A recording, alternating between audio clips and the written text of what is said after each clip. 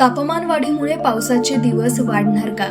पहा, तापमान वाढीचा गंभीर धोका निर्माण झाला असला तरी एक दिलासादायक माहिती समोर येते.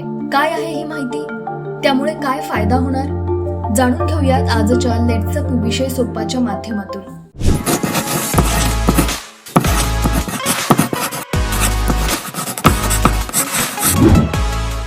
Inter governmental panel on climate change म्हणजेच IPCC साठी भारतीय हवामान खात्याच्या मदतीनं centre for science, technology and policy या संशोधन संस्थेनं पश्चिम भारतातील राजस्थान, गुजरात, गोवा आणि महाराष्ट्राचा अभ्यास केलाय.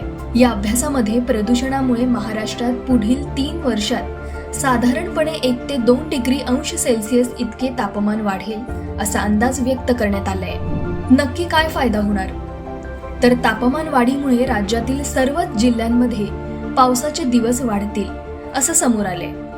त्यामुळे राज्यातील दुष्काळी जिल्ह्यांना फायदा होईल. यामध्ये अकोला, अमरावती, औरंगाबाद, भंडारा, बुलढाणा, धुळे, गोंदिया, हिंगोली, जळगाव, जालना, नागपूर, नंदुरबार, नाशिक, वर्धा आणि वाशिम या जिल्ह्यांमध्ये 2050 पर्यंत सर्वाधिक तापमान वाढ होण्याची शक्यता वर्तवण्यात आली आहे.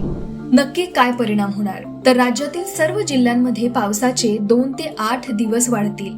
प्रदूषणाला आळा घातला गेला तर मात्र यवतमाळ वगळता अन्य सर्व जिल्ह्यांमध्ये पावसाचे 2 ते 9 दिवस वाढतील. मात्र अधिक पाऊस पडणाऱ्या जिल्ह्यांमध्ये अतिवृष्टीचे संकट येऊ शकते. त्याचबरोबर शेतीला याचा मोठा फटका बसू शकतो. अतिवृष्टी आणि पुरामुळे जनजीवन मोठ्या प्रमाणावर विस्कळीत होण्याची देखील संभावना आहे.